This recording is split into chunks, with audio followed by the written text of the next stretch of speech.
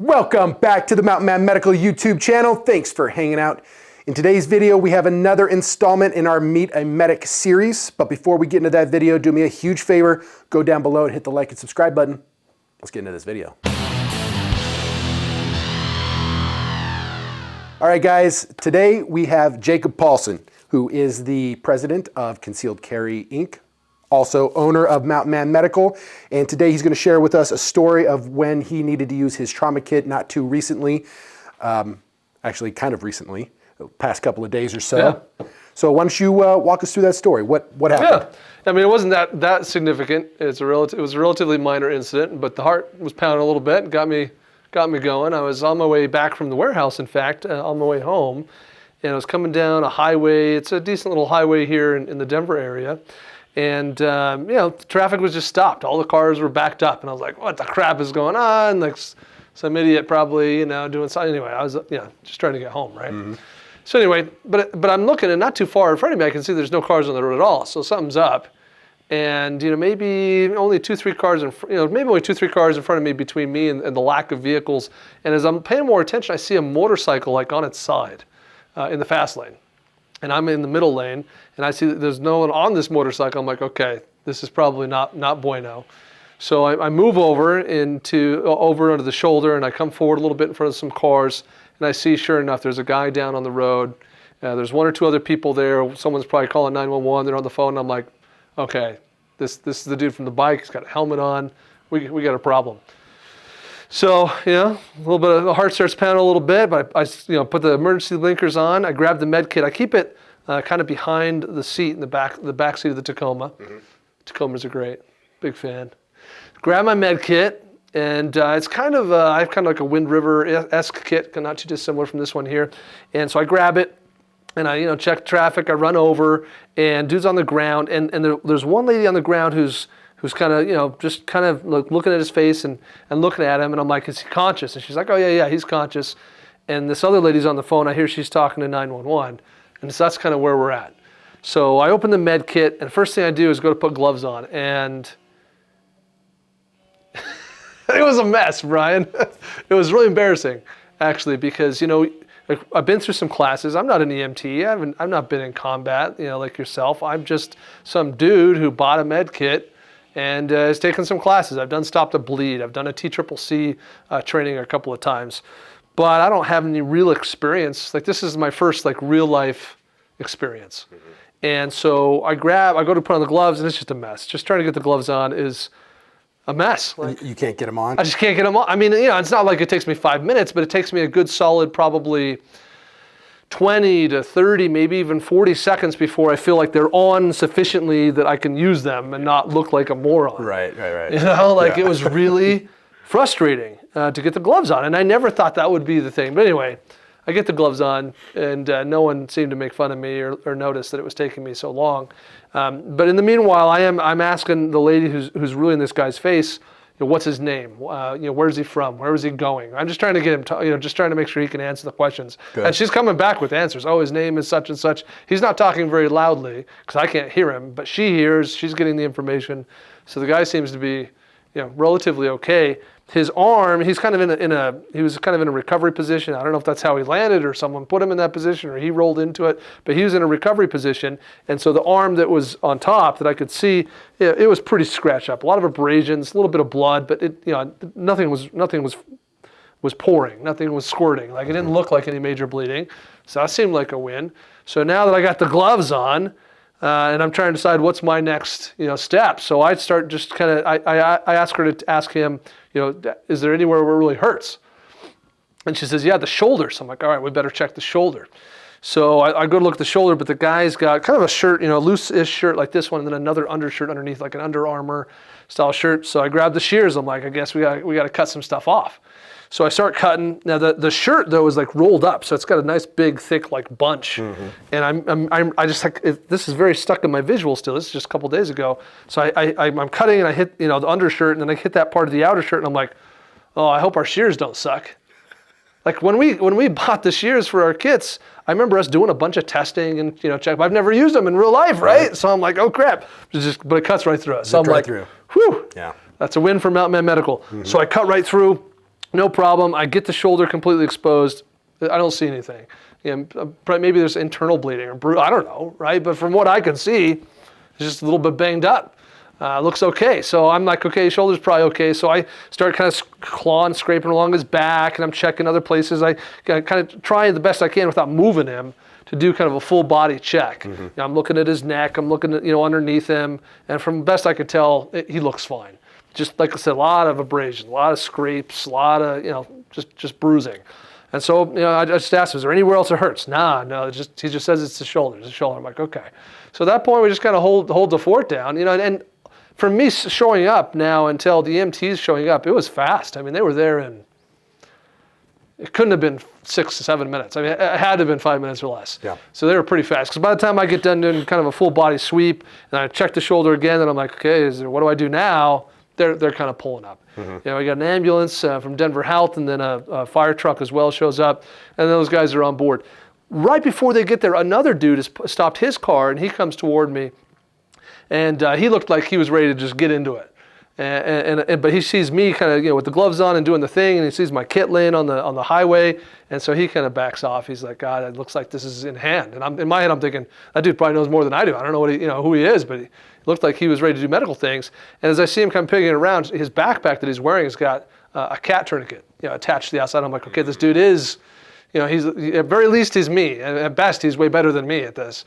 But he must think I'm doing okay, based on this. So we didn't, nothing happens. And the EMT shows up and he asked me, he's like, are you going to do the handoff? And I'm like, handoff? That's right. Like, I know about that. Someone told me to do that. So, I'm like, yeah, I got it. So I tell the EMTs everything I know. Yeah, he's conscious. He's talking. He knows his name. He says his shoulder hurts. I don't see any major bleeding or anything. I can't find any other injuries. That's basically, I think, all I said. And they seemed to sort of like, okay. They weren't really interested in getting much more info from me than that. And they jumped in there and they took care of the dude. They eventually sat him up and they even got him standing at one point. And then they put him on a stretcher and hauled him off. And his motorcycle got left on the highway. So it was I don't know, it was 5 to 6 minutes of a little bit of adrenaline. I think relatively I stayed calm, but man, those stupid gloves, I couldn't get them on. Is that what surprised you the most? What do you think surprised you the most out of that whole situation? I think like driving away, the thing I kept thinking about was I couldn't get those dang gloves on. Yeah. And I just felt stupid about it. It was almost this moment like, Jacob, like this is what you, like concealedcarry.com is your business, Mountain Man Medical is your business, and you take training, you interview people all the time, you do podcasts, like all this thing I do full time for a living, and I couldn't get the gloves on. Like that's how I felt, almost like shameful, because we know you're supposed to practice, what you do, but the thing, in hindsight, I've never practiced putting the gloves on. How many times have I practiced putting a tourniquet on? Lots. Hundreds, Absolutely. maybe 1,000 times, but gloves, never have I practiced really trying to get them on quickly. Well, I think that's kind of like, you get kind of stuck in these little, the details, right? The devil's in the details kind of a thing. You can practice all this stuff, but then when it comes down to it, like putting those gloves on a little harder. I know when I was a very brand new medic, the first patient that I had when I was working in the ER, I was 21 years old, just barely out of core school and boot camp. And I'm sitting there and they're sitting on the gurney and it takes me a good 10 minutes to get my gloves on. Because especially if your hands are a little wet sweaty. with sweat, and then you're pulling those on and then you start to pull them on a little too hard and then you rip right through them. That's why we put 2 pairs of gloves in our trauma kits, because especially if you have a little bit of adrenaline, you're trying to hurry and then you're not getting them on too well, it's a good chance you're just going to rip right through them. Yeah. So having a second pair in there for that kind of a situation is one of those important parts. But sometimes you don't learn that until you've been in that situation 10, 20 times and you're like, I got to change this up. Well, thinking about our customers too, as I've been thinking about this over the last couple of days, I'm thinking, you invest in a trauma kit from us. We pride ourselves in having highly affordable kits, but you still are investing some money. On the low end, $120, $130, you might buy a trauma kit from us that's several $100s. And the last thing that probably you're inclined to do is to get stuff out and play with it. It's like, wait, no, this is expensive. I just spent a bunch of money on this. The gloves are disposable. So practicing putting on gloves means you got to buy more gloves. Practicing putting on a tourniquet means that's now your practice tourniquet. You got to buy a new tourniquet. Practicing, seeing what this bandage that comes in a ton of our kits, just happens to be sitting here, but ripping this thing open and saying, what does it look like? How am I going to deploy it? Guess what that means? Got to buy another one now. So I think that there's almost this hesitancy to practice these things. I mean, the gloves just seem so trivial that it just never crossed my mind to bother to try to practice that. But the other stuff, practicing with it means expense. Yeah, usually what I will do is I will have one that I purchase for myself and then just leave it rolled up so that I can just play with that. And then I have a little training box with all of my extra things that are just out of the package. Yeah, but I tend to do a lot more training than the average person. Well, right, but that's the advantage of taking a class. If you're a student, if you're not in the business like we are, then going to a Stop the Bleed class once a year, which those are often free, depending on where you live in the country, you might be able to find one, or going to a conference where you're teaching or something like that. I mean, one of the main opportunities, you're just going to get a chance to actually play with stuff that up till now you probably did not want to open in your package. Because of the expense. Yeah, like I think chest seals, I mean, I've handled real chest seals many times, slapped them on stuff. I've had chest seals put on me. They are a hot mess. They really are. Like, I'm really grateful that I've practiced like ripping open a chest seal package, pulling off that adhesive, clearing a wound, and then putting it down and smoothing it out. Because they're a hot mess. That's the kind of thing I could screw up real bad, like, go to deploy it, now it's stuck on my arm, and any sorts of messy things. Have you ever tried it with gloves on? Apparently not. It's horrible. It's sticking to the glove, I bet. Man. Yeah, it's like, that's the point, is like I come from the concealed carry side where we train with the gun plenty, and then we just clean the gun, we make sure that it's well maintained, good magazine, good ammo, we're fine. But on this medical stuff, my sense is we're not actually practicing all of those components. And in the moment, it didn't, like, the idea of not wearing gloves did not ever cross my mind. Like, I'm gonna put gloves on. This is some random dude, I'm not playing with his blood. Like, I'm gonna put gloves on. But 30 seconds to get gloves on is an unacceptable amount of time. If there had been some serious major trauma, and thank goodness this dude really walked away, literally, without any significant injuries. But 30 seconds to put gloves on is really unacceptable if I'm trying to be helpful. Now, I'd like to hear two things. I'd like to hear, one, something that you think you could have improved on in that call, and then second, what you think you did well in that call. Yeah, so one thing that occurred to me, I mean, we talked about the gloves, but something else that maybe I could have improved on is I did not think much about scene safety. Mm-hmm. So I was maybe I think I was the third or fourth person out of a car, there trying to help out. And I was so focused on the medical response that I did not think about, we're on a highway with a bunch of cars that are pissed off right now. Now, when I kind of took a breath and like after I did the initial assessment, before I did a reassessment, and I look around, there were two other young women. I don't know if they were together or different, but they were basically directing traffic. So someone else was taking care of that. But at no point did I stop and think, wait, this car that's protecting us from all this traffic, is this someone's car here? Is there someone in that? I don't even know if someone was sitting in that. Like, I just really had a pretty lack of awareness for the environment, sitting in the middle of a 3-lane highway. And so that's something I definitely could do better. What was the other thing you asked me? Well, I think on that note, that's one of the primary things I'm always trying to get across in my classes is making sure you're safe too. Because if you get hit by a car trying to take care of somebody else, now you got 2 catastrophic injuries. So and it's easy to get very tunnel vision. It was a little tunnel vision. So whenever I get on location to a scene, I step outside the vehicle, I take a second. If that casualty dies because I took a second to like look around me and make sure that everything is safe, that person wasn't savable. And so you can get kind of caught up in this, I gotta go right now, or else this person's gonna die. You have to get out of that mindset and think to yourself, if that person dies right now because I'm just not going fast enough, that person's not savable. You have to take a second, sit back, and look at everything around you to make sure you're not missing those key threats. And it's hard to say how much of that I might have done somewhat subconsciously. Certainly my environment was safe, as long as I stayed in that lane, because cars were going by in the other 2 lanes. But what's definitely clear is I was not aware enough. I was not consciously aware. I was not thinking proactively about, okay, like, you direct. I didn't issue commands to anyone other than the person communicating with the injured party. Mm-hmm. So yeah, I definitely could have been way more aware, way more clear, and potentially even had a positive impact on having others intervene that way. Well, and our kits get used the most often for traumatic events in car accidents, it seems like. Yeah. So maybe even having like a high-vis vest next to your trauma kit might be one of those things that you grab your trauma kit and your high-vis vest and you throw that on as you're running out. That yeah, might there's help a traffic little. here. Yeah. All right, so the second thing was, what do you think you did well? I think I was very calm. I think I really did a good job of just managing my emotions. This is a hard thing because I'm not a cop. I'm not a veteran. I've not been in combat. I'm a businessman if I'm anything. I'm a dad or a husband at best. I don't find myself in a lot of high stress situations any more than an average Joe would. So the point is that you don't always know how you're going to act in those situations. Like, well, am I going to panic? Am I going to hold it together?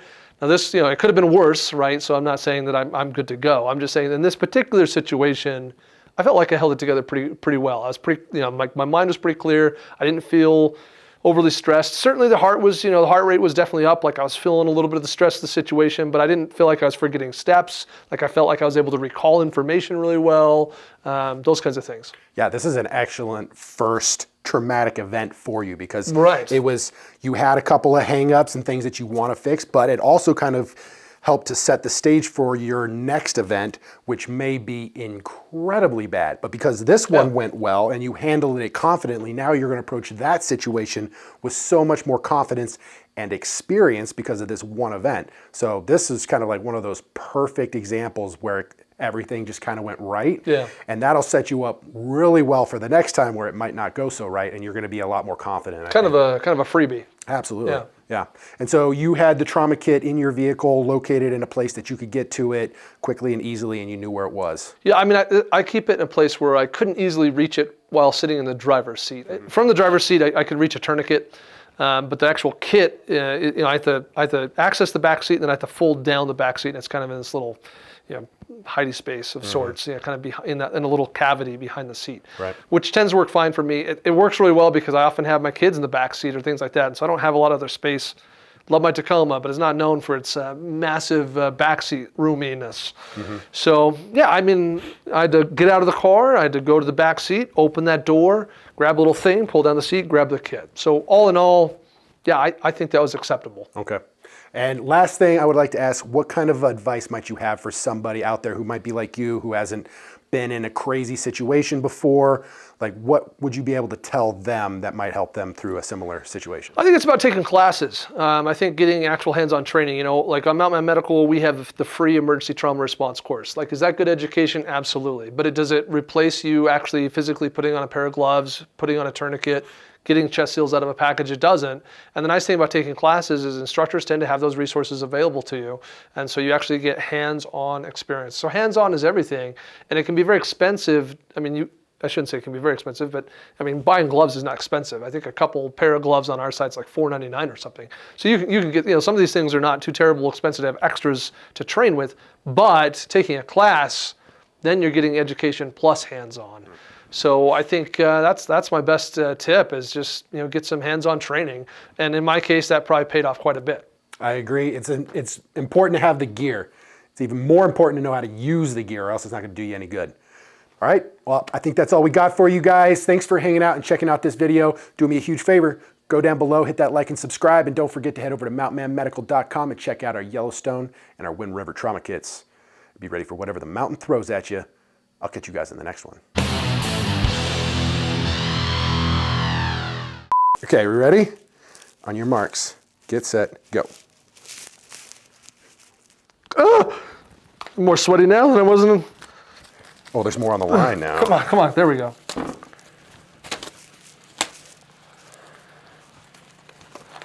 This is embarrassing. Come on. What? How did you do that? I don't even have a thumb yet. It's witchcraft. What are you doing?